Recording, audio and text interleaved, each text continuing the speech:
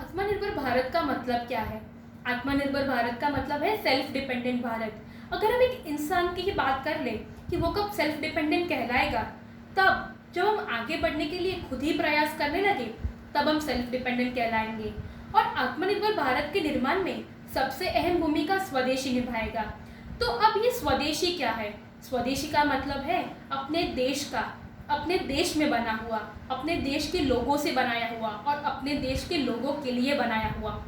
स्वदेशी का सबसे पहले विचार गांधी जी को आया था और उस समय से खादी का इस्तेमाल शुरू किया गया। उस समय तो हमारा देश गुलाम भी था, फिर भी पूरा 360 डिग्री बदलाव अनुभव हुआ था।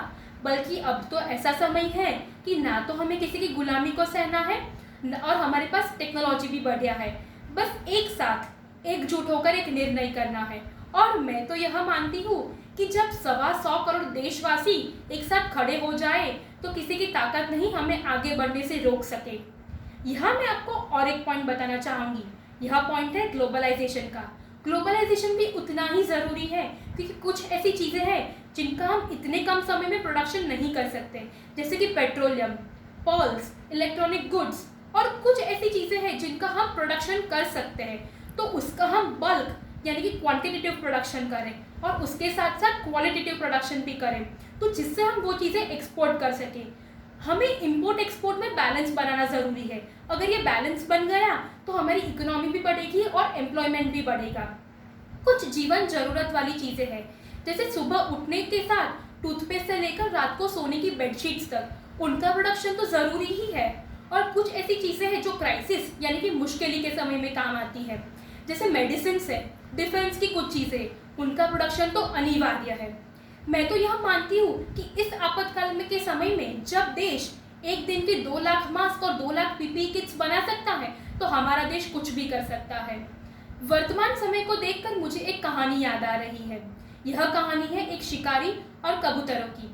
एक समय कबूतरों का झुंड आकाश में उड़ रहा था खाने की खोज में।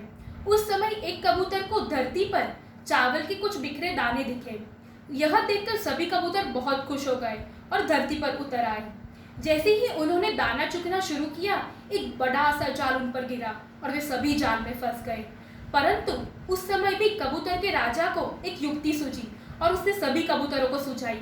उसने कहा, अगर हम एक साथ मिलकर अपनी चोंच में जाल को पकड़ ले और एक साथ उड़ चले तो हम यह जाल से बच सकते हैं। और सभी कबूतरों ने ये बात मान ली। एकता में बल था और वे सभी जाल से मुक्त हो गए। इसी प्रकार इस समय हमारा पूरा देश, हम सब लोग, हमारी इकोनॉमी कोरोना के जाल में फंसे हुए हैं, परंतु हमारे पास भी राजा के जैसे माननीय प्रधानमंत्री जी हैं, जिन्होंने हमको एक युक्ति सुझाई है। यह युक्ति है आत्मनिर्भर बनने की, स्वदेशी अपनाने की। अब एक बार फिर हम सबको मिलकर उन्हें सपोर्ट करना है, जिससे हमारी इकोनॉमी ऊपर आ सके। तो अब देश के लिए मरने का समय नहीं है, परंतु देश के लिए जीने का समय है।